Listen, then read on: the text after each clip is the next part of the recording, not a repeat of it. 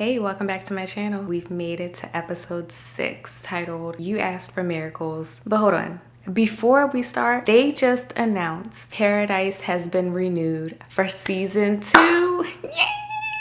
Oh my gosh, I'm so excited. And I'm happy we found out in the middle of the season versus after the show ended and then not knowing and you're sad because you don't know if it's gonna come back. No, they told us with 2 episodes left. I'm so excited. Such great news. But anyway, let's get into episode 6. This episode opens with a pretty big surprise. We finally see Xavier's wife, Terry. And you know those moments when you keep hearing about somebody, but you have no idea what they look like? And then you finally see them and can put a face to the name, that wow moment? That's exactly what I felt. Her character just filled the space. Very confident, assertive, charming, funny, all the things. Her character was played by the lovely Anuka Okuma. She did an amazing job in this role, and I'm looking forward to hopefully seeing more of her this season. Her and X are sitting outside the principal's office at Presley's school, and Terry says, "Have you seen my blue jacket? I need to pack it." And I'm like, what's going on with this jacket? It sounds very specific, and I feel like we're gonna be seeing something involving that blue jacket in the upcoming episodes. So the principal greets them as Mr. and Mrs. Collins. Terry is immediately like,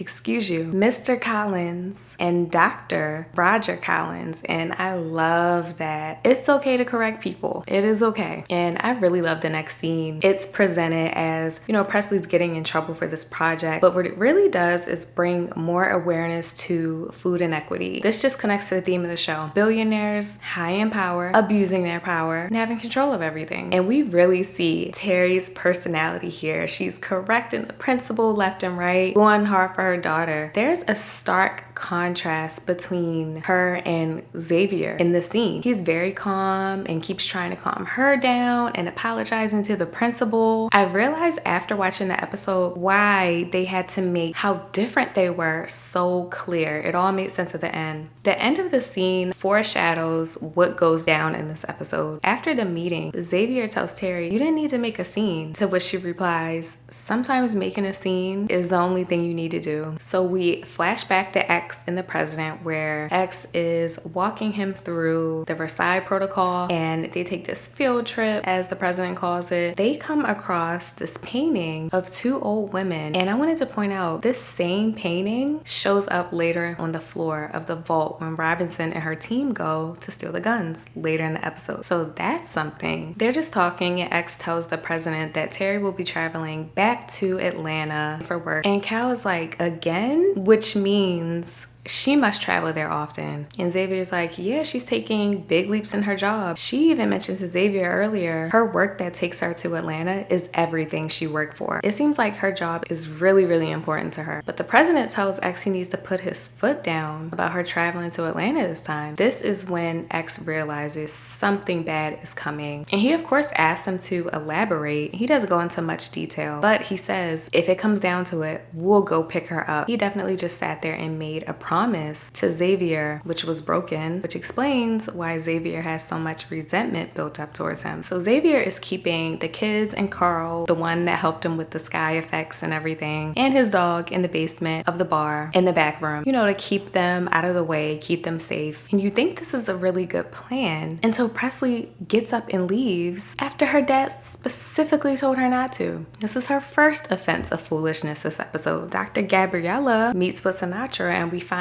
out that Sinatra has had cameras watching Gabriella this whole time. She's honestly not mad enough for me. Like, that's such an invasion of privacy. She looks upset, but she still continues to be by Sinatra's side this whole episode. So that's crazy. But I guess she wasn't setting Xavier up from the jump. I guess that confirms that. Like, Gabriella is definitely somewhat in the dark. Doesn't seem like she really knows what's happening with the people on the surface. So at this point, Sinatra sends Gabriella to go figure out what's going on with X. And we could say maybe at first Gabriella didn't know what was going on, but now in some way you are a part of the betrayal. You're helping her essentially bring Xavier down. And this brings us to the diner scene, which is hilarious with X and Gabriella. He mentioned he just cannot stop thinking about how they used to catch the cows and butcher them. So Gabriella, I don't know. It seems like she's helping Sinatra out, but I think she's having this internal battle and kind of coming to a few realizations sense about the actual truth of what's going on. I can't tell right now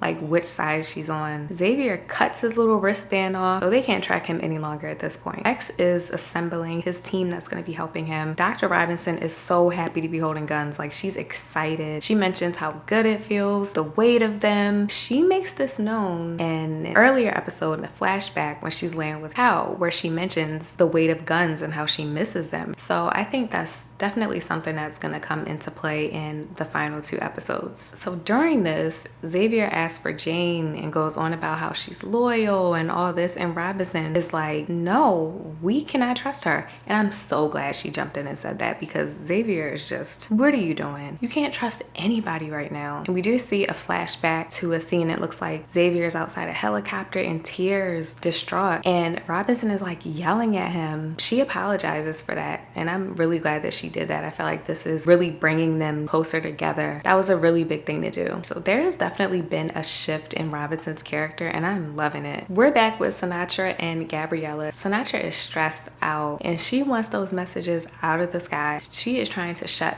everything down. And that's when Gabriella steps in and says how detrimental that could be to the people. And this is when it hit me. I don't think Gabriella is doing this out of loyalty for Sinatra. I think it's a keep enemies close type of thing right now, so she can try to control her a little bit. Sinatra listens to her a little bit because she did pick her up off the floor and aid her back to be able to function in light. She does have respect for Gabriella, but at the end of the day, she's still gonna do what she's gonna do. There's a quick shot of Jeremy in the library listening to the tape, and I'm wondering, when is he gonna be finished listening to it? I'm sure there's something left on it towards the end to point him to the location of the code in the notebook in the library. I'm like, okay, hurry up, keep listening.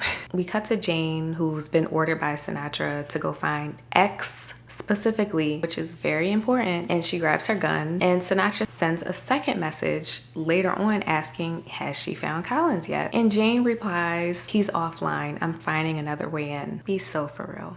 In the meantime, Presley is hopped on over to Jeremy's house, and she confirmed to him, yes, she would go over to have game night with Billy and Jane, and we finally see where she finds the tablet. And that's outside in the bushes, which was super odd to me. Like, was it thrown out the window by somebody? It's just an odd spot. How do you think it got there? Let me know in the comments. And the fact that she's kept it a secret and she didn't tell her dad, I understand she says she wants answers about her mom in Atlanta, but you wonder why she didn't feel comfortable going to her father about this. So Jeremy's able to get his grandfather to unlock the tablet, and him and Presley are able to get some information. So I wonder what exactly it is they saw. She also recognizes the symbol that's on Cal's father's bookmark, and it matches what was on the back of the jacket of the mystery person who was seen walking away from the residence the night of the murder. Now, we know the president's father was involved in other things and pretty high up, you know, due to him having more access to everything, but how does all of this connect? So X is having fun with Sinatra right now. He is playing her like a fiddle. He's playing songs by Sinatra in the sky for everybody to hear. Him and the squad shoot up these flares into the sky to appear more dangerous than they really are, further showing the theme between real and fake. So Sinatra and her team get their own families together and evacuate, of course, and once again leaving people behind who are distraught and need help. We're at the end of the episode, and there's this rally, and Jeremy stands on his car to make this announcement, and he's like, yeah, they're lying to you. Presley's cheering him on. Now we've made it to her second offense of foolishness. Jane comes up behind her with ice cream, like she's been on the couch sad and crying, and she asks her if she could come with her because she doesn't want to be alone. Presley has just been taking matters into her own hands this entire episode. So this brings me back to my point earlier when Sinatra asked specifically about Xavier. She never told Jane to do anything involving the kids. So it doesn't seem like at this point Sinatra is really aware that Jane kidnapped Presley. So I can't wait to see how this unfolds. So X and his team follow them. He is trying to get to Sinatra so bad. He's met with Gabriella at the doorstep. He learned she tipped Sinatra off, of course, and she says, I couldn't let her be one of them, the cattle down the chute, which is what her and Xavier were talking about at the diner earlier. So Sinatra and X have this face off, and in this scene there is a shift in her body language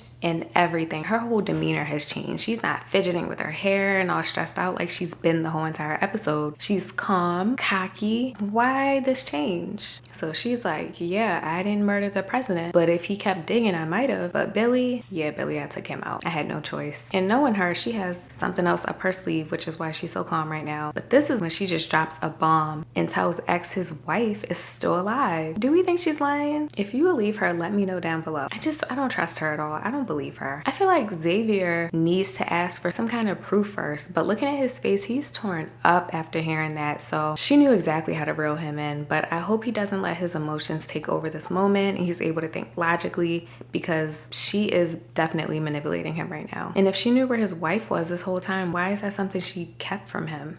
That just doesn't make any sense. So Xavier, he's had this kind of calm demeanor this whole time, and now he's turning up. In one of the scenes, he said, sometimes all you can do is make a scene, which is the same thing his wife said in the beginning after the meeting with the principal. So another great episode filled with so much symbolism and references. The Die Hard references weave throughout the episode again. Shout out to Dan Fogelman. The writing is so good, so good. But wow, can you believe we only have 2 episodes left? I actually feel a little bit better now that I know it's been renewed, so I'm not as sad, but I'm still gonna miss the show. If you watched all the way through and made it to the end of the episode, leave a palm tree emoji in the comments for Paradise. That's all for today. My name is Kamara. Thanks for watching another episode of Screen Diaries. I'll see you back here for episode 7. Bye.